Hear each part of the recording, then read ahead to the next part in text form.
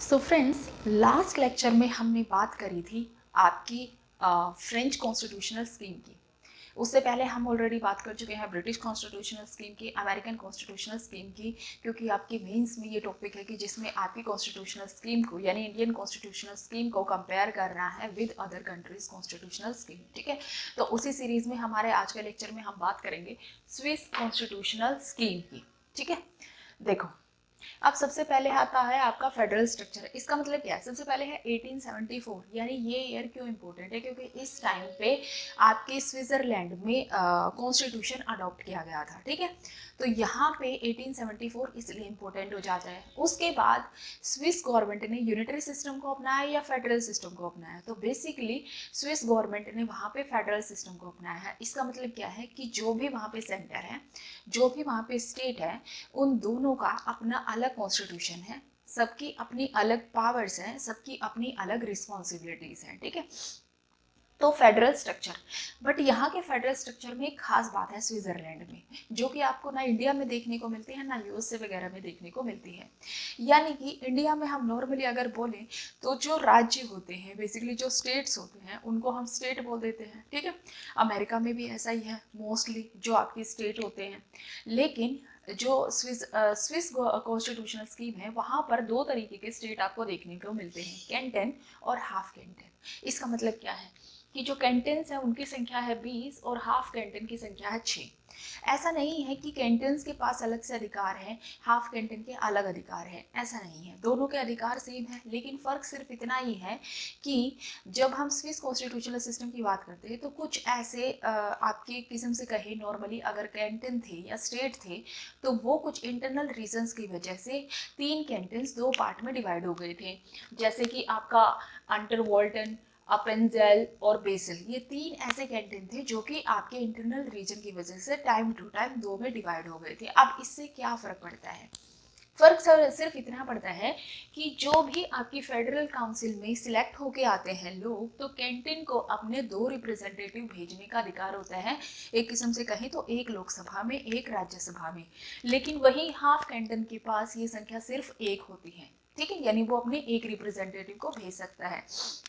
कि अगर बेसिल से दो दो कैंटन बने हैं, हाफ हाफ करके 2 बने हैं, तो एक दूसरे हाफ से जाएगा और एक पहले हाफ से जाएगा। सिर्फ यही फर्क होता है।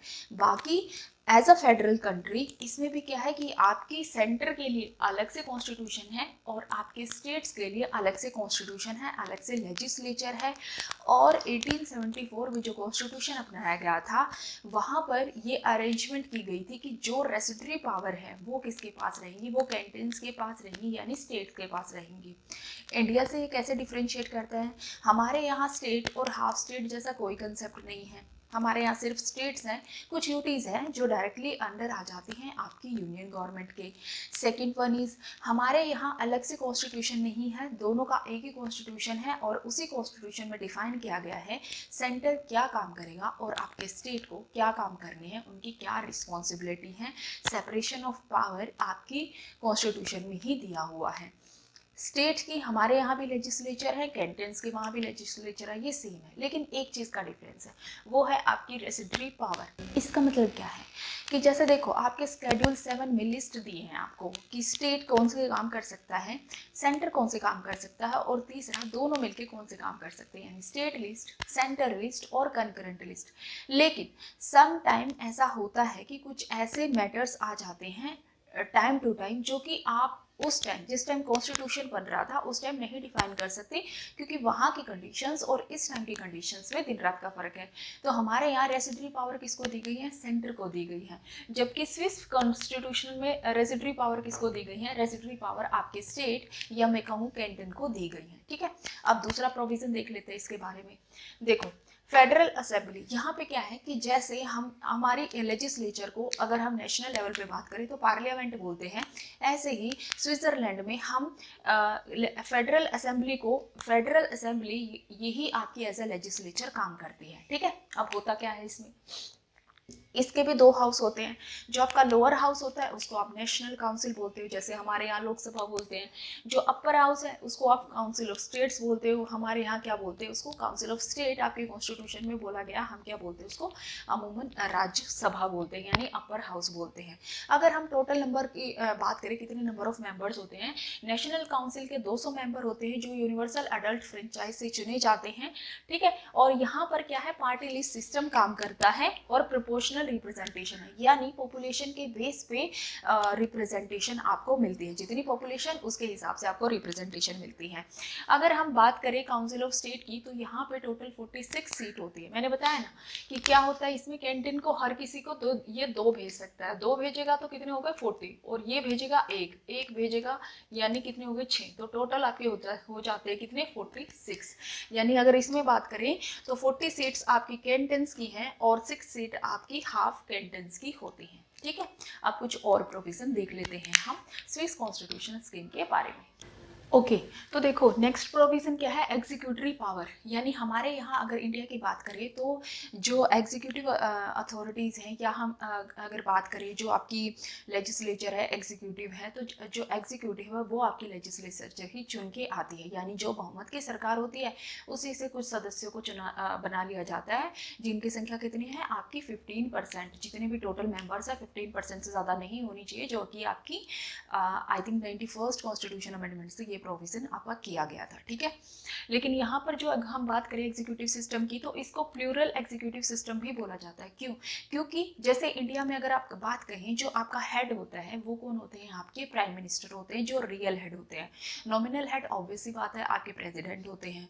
तो आपके यहाँ पे क्या होता है एग्जीक्यूटिव पावर में, कि यहाँ पर कोई एक हेड ना होकर ग्रुप ऑफ पीपल्स चुन लिए जाते हैं, यानी 7 लोग चुने जाते हैं। बेसिकली अगर लगाओ कि इंडिया में जो 15% मेंबर है जो आपके चुने जाते हैं, जो भी आपके एग्जीक्यूटिव में काउंसिल ऑफ मिनिस्टर्स में बैठेंगे, जो मिनिस्टर पद संभालेंगे, तो यहाँ पे स्विट्जरलैंड में अगर सीधी भाषा में कहें तो यहाँ पर जो है 7 लोगों का एक समूह चुन लिया जाता है, जिसको आप फेडरल काउंसिल बोलते हो, और ये हर 4 साल के लिए चुने जाते हैं। अब इनको चुना कैसे जाता है, इनके लिए बेसिकली क्या होते हैं, जो वहाँ की फेडरल असेंबली होती है, यहाँ पे ज्वाइंट सीटिंग होती है, यानी आपके अपर हाउस लोअर हाउस दोनों की ज्वाइंट सीटिंग होती है। उस ज्वाइंट सीटिंग से 7 लोगों को चुन लिया जाता है।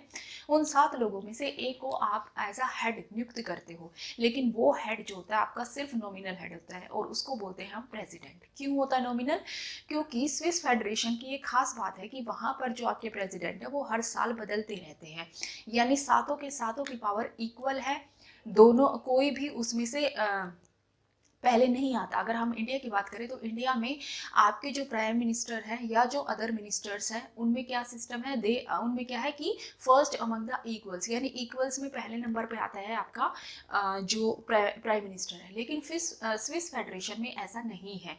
यहाँ पर जो आपका प्रेसिडेंट है वो सिर्फ नॉमिनल हेड है, सिर्फ सिंबॉलिक हेड है, क्योंकि जो आपके प्रेसिडेंट है वो हर साल बदलते रहते हैं, ठीक है। इसलिए ही इसको प्लूरल एग्जीक्यूटिव सिस्टम भी बोला जाता है। दूसरी अगर हम बात करें, एक खास बात जो स्विस कन्फेडरेशन के बारे में देखी जाती है वो है डायरेक्ट डेमोक्रेसी। अगर हम इंडिया की बात करें सबसे पहले, तो इंडिया में डायरेक्ट डेमोक्रेसी नहीं है, हमारे यहाँ इनडायरेक्ट डेमोक्रेसी है। अगर आपने पढ़ा होगा प्रियम्बल, तो हम देखते हैं इंडिया के नेचर के बारे में, जहाँ पे पता चलता है कि हम क्या है, sovereign, socialist, secular, democratic and Republic in nature. तो डेमोक्रेसी पर कौन सी डेमोक्रेसी, इंडिया में डायरेक्ट डेमोक्रेसी नहीं आती है, इंडिया में इनडायरेक्ट डेमोक्रेसी आती है, क्योंकि हमारी पॉपुलेशन बहुत ज़्यादा है। हम लोगों को चुन के भेजते हैं लोकसभा में, और वो हमारे लिए एक्ट लेके आते हैं, कॉन्स्टिट्यूशन अमेंडमेंट करते हैं, हमारे लिए प्रोविजंस करते हैं। तो इनडायरेक्ट डेमोक्रेसी है, और डेमोक्रेसी है क्यों, because they are responsible to the Lok Sabha. अगर स्विस कॉन्स्टिट्यूशनल स्कीम की बात करें तो वहाँ पर डायरेक्ट डेमोक्रेसी आती है। इसका मतलब क्या है कि वैसे तो देखा जाए पॉपुलेशन वाइज वहाँ भी आपकी एक किस्म से रिप्रेजेंटेटिव डेमोक्रेसी चलती है, बट कुछ एलिमेंट्स आपको डायरेक्ट डेमोक्रेसी के देखने को मिल जाते हैं। जैसे पहला है आपका इनिशिएटिव और सेकंड है रेफरेंडम। इनिशिएटिव का मतलब क्या है, अगर हिंदी में बोले तो इसको बोलते हैं हम पहल। मतलब कि वहाँ पर निश्चित संख्या में कुछ लोग मिलकर कोई एक्ट का आपका ड्राफ्ट तैयार कर सकते हैं, ठीक है, और उस एक्ट पे कानून बने, इसके लिए आप वो ड्राफ्ट तैयार करोगे, और आपकी संसद को उस ड्राफ्ट को बिल्कुल देखना होता है, आपको उस पर काम करना होता है, एक्ट बनाना होता है, ठीक है। बस कुछ नंबर्स डिसाइड है। अगर मान लो आपको किसी सिंपल चीज़ पे आपको एक्ट बनाना है, सिंपल कानून लेके आना है, ठीक है, उसके लिए क्या होता है, उसके लिए जो जितने भी आपके वोटर लिस्ट में लोग हैं, यानी जितने भी आपके पंजीकृत मतदाता हैं, वो अगर 50,000 लोग मिलकर सिग्नेचर कर देते कि हमें इस चीज़ पे कानून लेके आना है, तो वहाँ की फेडरल असेंबली के लिए ये ज़रूरी हो जाता है कि वो उस चीज़ पे विचार करे। दूसरा, अगर आपको कोई संविधान संशोधन विधेयक हिंदी में कहें या कॉन्स्टिट्यूशन अमेंडमेंट बिल कहें, जो इंडिया में आर्टिकल नंबर 368 के तहत होता है, ऐसा करने के लिए न्यूनतम है एटलीस्ट आपको 1 लाख लोगों के सिग्नेचर चाहिए होते हैं, ठीक है। अगर ऐसा हो जाता है तो फिर क्या होता है, आपकी फेडरल असेंबली को 2 साल के अंदर अंदर उस चीज़ पे विचार करना पड़ता है और आपको वो एक्ट लेके आने पड़ते हैं। दूसरा डायरेक्ट डेमोक्रेसी का एग्जाम्पल है रेफरेंडम। इसका क्या मतलब है कि कई बार सरकार को खुद से ये लगता है जब वो कोई नया कानून लेके आ रहे हैं कि क्या ये कानून लोगों के हक में है या नहीं है, तो सरकार खुद ब खुद रेफरेंडम भी करा सकती है और उससे लोगों की राय जान सकती है कि क्या वाकई आपको लगता है ये कानून आपके फेवर में है या नहीं है, ठीक है। तो ये कुछ एग्जाम्पल है आपके डायरेक्ट डेमोक्रेसी के।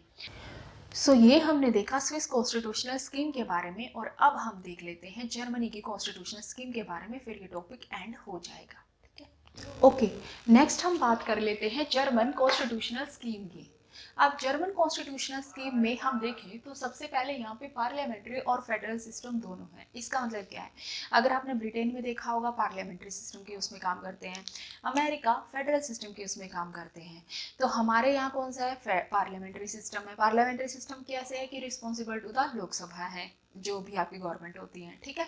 दूसरे यहाँ हम फेडरल सिस्टम यानी फेडरल स्ट्रक्चर को भी फॉलो करते हैं, क्योंकि हमारे यहाँ जो है आपकी सेपरेशन ऑफ पावर दी गई है स्टेट के लिए और सेंटर के लिए। लेकिन एक चीज़ पे हम यहाँ अलग हैं कि आपके राज्यों का अलग से कॉन्स्टिट्यूशन नहीं बना जैसे कि फेडरल सिस्टम में होता है, ठीक है। तो जर्मनी में दोनों चीज़ों को लिया गया है साथ मिला के, पार्लियामेंट्री भी और फेडरल सिस्टम भी, ताकि जब वहाँ पे हिटलर का जो फासिज्म आया था, उसके बाद से ये डिसाइड किया गया कि पावर जो है किसी एक ही जगह पे नहीं रहनी चाहिए, उसका बंटवारा होना चाहिए, इसलिए दोनों सिस्टम को यहाँ पे ऐड किया गया। अब यहाँ का फेडरल स्ट्रक्चर कैसा है, देखो यहाँ पे भी क्या है, जर्मनी में अगर हम देखें तो जो सेंटर है उसका अलग से कॉन्स्टिट्यूशन है, स्टेट के लिए अलग से कॉन्स्टिट्यूशन है, सबकी अलग से पावर डिसाइड की गई है। यहाँ पर अगर इंडिया में बात करें तो हमारे यहाँ क्या है, कुछ स्टेट ऐसे हैं जहाँ पर आपको बाइकैमरलिज्म दिख जाता है, विधानमंडल विधान परिषद जिसको हिंदी में कहते हैं, और कुछ ऐसे हैं जहां पर यूनिकैमरल होता है। लेकिन जर्मनी में आपके स्टेट लेवल पे देखोगे तो आपके पास सिर्फ यूनिकैमरल सिस्टम होता है, ठीक है। सिर्फ एक वहां पर एक स्टेट ऐसा है जहां पर बाइकैमरल चलता है, बाकी ऑलमोस्ट जो है यूनिकैमरल लेजिस्लेचर ही चलता है। फिर अगर हम जर्मन कॉन्स्टिट्यूशन की बात करें तो जहाँ वहाँ पे हेड माने जाते हैं वो हैं आपके फेडरल प्रेसिडेंट, उनको बोला जाता है, बट ये आपके नॉमिनल हेड होते हैं जैसे कि हमारे प्रेसिडेंट। रियल पावर कहाँ पे होती है इंडिया में, आपके प्राइम मिनिस्टर के पास, और उसे ही जर्मनी में बोला जाता है चांसलर, ठीक है। फिर हम बात कर लेते हैं फेडरल लेजिस्लेचर की। तो फेडरल लेजिस्लेचर को जर्मनी में बोला जाता है डाइट, ये इसका दूसरा नाम है। यहाँ पर भी दोनों हाउस होते हैं, यानी आपके पास होता है लोअर हाउस भी अपर हाउस भी। लोअर हाउस को आप बोलते हैं बुंदेस्टैग और अपर हाउस को बोलते हैं हम बुंदेस्रैट, ठीक है। और दोनों में ही क्या होता है, आपके लोअर हाउस होते हैं तो डायरेक्ट रिप्रेजेंटेशन होता है, लोग डायरेक्ट चुन के भेजते हैं। अपर हाउस है इनडायरेक्ट रिप्रेजेंटेशन है, ठीक है। लेकिन एक डिफरेंस आ जाता है यहाँ पे, अगर हम बात करें राज्यसभा की तो हमारे यहाँ राज्यसभा को लोकसभा से कम शक्तियाँ हैं। कुछ मामले छोड़ दें, जैसे कि अगर मान लो राज्यसभा को लगता है कि नेशनल इंटरेस्ट में ज़रूरी है कि स्टेट्स के लिए मिला के एक कानून बनाया जाए सेंटर की तरफ से, तो वो 2/3 सदस्यों से बहुमत से पास कर सकती है और पार्लियामेंट को बोल सकती है कि इसके लिए कानून बनाया जाए। दूसरा, अगर हम बात करें कॉन्स्टिट्यूशन अमेंडमेंट बिल, तो दोनों की पावर सेम हो जाती है। लेकिन बहुत सारे मामलों में राज्यसभा की पावर बहुत कम होती है, जैसे एग्जाम्पल मनी बिल के मामले में लगा लो। लेकिन जर्मनी में ऐसा नहीं है। जर्मनी में जो आपका अपर हाउस है वहाँ पर एक स्पेशल पावर दी गई है कि वहाँ पर जो बिल्स होते हैं, जो भी आपके अपर हाउस जो लोअर हाउस लेके आती है, तो आपके अपर हाउस को एक फैसिलिटी दी गई है कि अगर वो चाहे तो उन बिल्स पे वीटो पावर का इस्तेमाल कर सकती है, ठीक है। तो अब कुछ और प्रोविजन देख लेते हैं हम जर्मन कॉन्स्टिट्यूशनल स्कीम के बारे में। तो देखो, नेक्स्ट प्रोविजन है टू वोट बैलेट प्रोसीजर। अब ये जो सिस्टम है ये इंडिया सिस्टम से अलग है, इंडियन सिस्टम से अलग है। क्यों है? क्योंकि यहाँ पर अगर हम बात करें आपके लोअर हाउस में इलेक्शंस की, तो डायरेक्ट इलेक्शंस होते हैं। डायरेक्ट अपनी लोकेलिटी से आप लोगों को चुन के भेजते हो, वो आपकी लोकसभा में आते हैं और उसके बाद से उनमें से मंत्री चुन लिए जाते हैं, सिंपल बात है। लेकिन यहाँ पर क्या है कि यहाँ पर आप देखोगे तो हर वोटर के पास, जो भी वोटिंग लिस्ट में आता है, उनके पास 2 वोट होते हैं। पहली वोट उन्हें देनी पड़ती है अपने वहाँ जो लोकल में उनके लोग उठे हैं उनमें से देनी पड़ती है कि वो किसको, किस उम्मीदवार को सबसे ज़्यादा बेहतरीन मानते हैं। तो पहली वोट तो वहाँ चली गई। दूसरी वोट उन्हें अपनी पसंदीदा पार्टी को देनी पड़ती है। अगर मल्टीपल पार्टीज खड़ी होती है तो उनकी पार्टी की चॉइस कि भाई वो पहले नंबर पे किस पार्टी को मानते हैं, और दूसरा लोकल में वो किसे चुनते हैं। तो 2 चीज़ें आपको देखने को मिलती हैं। तो पार्टी को दे रहे तो इसका मतलब वहाँ पे ऐसा लगता है कि लिस्ट सिस्टम काम करता है थोड़ा बहुत। उसके बाद क्या होता है, जब ये लोग वोट दे देते हैं तो वहाँ की जो पार्लियामेंट होती है, अब उसमें कैसे सीट फिल होती हैं। अपने यहाँ डायरेक्ट डेमोक्रेसी, आप जैसे चुन के भेजोगे वो जाएगा, नहीं चुन के भेजोगे नहीं जाएगा। हमारे यहाँ पार्टी सिस्टम जैसी कोई चीज़ है नहीं। तो वहां पे क्या होता है, पार्लियामेंट में जो आधी सीट होती है वो तो यहाँ से भरी जाती है, यानी जो आपने लोकल लेवल पे चुन के भेजे हैं, हाफ सीट आपकी यहाँ से भरी जाती है और हाफ सीट आपकी यहाँ से भरी जाती है। इसका क्या फायदा होता है कि समटाइम ऐसा होता है कि आपको लोकल पे लेवल पे वो रिप्रेजेंटेशन, मतलब कि वोट्स तो मिले हुए हैं, अच्छे वोट मिले हुए हैं, लेकिन वो वोट इतने काफ़ी नहीं है कि आपको पार्लियामेंट में रिप्रेजेंटेशन मिले। तो पार्लियामेंट में आपको रिप्रेजेंटेशन देने के लिए ये सिस्टम लेके आया गया था। आई थिंक अच्छा सिस्टम है। ठीक है, इससे क्या है कि सब पार्टीज को रिप्रेजेंटेशन भी मिल जाती है, उनको फिर पार्लियामेंट में अपनी वॉइस रखने का अधिकार भी मिलता है। नेक्स्ट प्रोविजन है constructive vote of no confidence motion. इसका मतलब क्या है, कंस्ट्रक्टिव क्यों है यहाँ पे? नो कॉन्फिडेंस मोशन तो सबको पता है, अविश्वास प्रस्ताव है, लाए पारित हो गया तो सरकार हट जाती है। कंस्ट्रक्टिव का मतलब क्यों हुआ? कंस्ट्रक्टिव का मतलब ये हुआ कि अगर आप लोअर हाउस में नो कॉन्फिडेंस मोशन लेके आते हो तो आपको उस मोशन के अंदर, उस प्रस्ताव के अंदर ये लिख देना होता है कि आपका नया चांसलर यानी नया प्राइम मिनिस्टर कौन बनेगा। तो इस हिसाब से ये आपका क्या होता है, कंस्ट्रक्टिव नो कॉन्फिडेंस मोशन है, क्योंकि आपको पहले से पता है अगला प्राइम मिनिस्टर कौन बनेगा, तो इसलिए कोई अनस्टेबिलिटी की सिचुएशन नहीं आती है। फिर आता है एक प्रोविजन इमरजेंसी का, क्योंकि इमरजेंसी में फंडामेंटल राइट को स्थगित कर दिया गया है। ये प्रोविजन हमने लिया ही कहाँ से है? ऑब्वियसली बात है, जर्मनी से लिया है। इसलिए जर्मनी में भी क्या होते हैं, आपके फंडामेंटल राइट इमरजेंसी सिचुएशन के दौरान क्या हो जाते हैं, आपके एक किस्म से स्थगित हो जाते हैं। तो आज हमने कंपेयर कर लिया स्विस कॉन्स्टिट्यूशनल स्कीम और जर्मन को। कल हम देख लेंगे कि इंडिया ने बाकी अदर्स, जैसे कि आपकी जो आयरलैंड से क्या लिया है, या फिर आपके गवर्नमेंट ऑफ इंडिया एक्ट 1935 से क्या लिया है, और बाकी जगह से क्या क्या चीज़ ली है। तो ये प्रोविज़न भी हम देख लेंगे, उसके बाद ये चैप्टर हो जाएगा आपका खत्म। तो अगर आपको ये वीडियो पसंद आया तो हमारे चैनल को लाइक, शेयर और सब्सक्राइब करें, और हमें कमेंट में ना लिखना भूलें आपके सजेशंस। और अब हम मिलते हैं नेक्स्ट लेक्चर में। Till then, thank you, bye bye.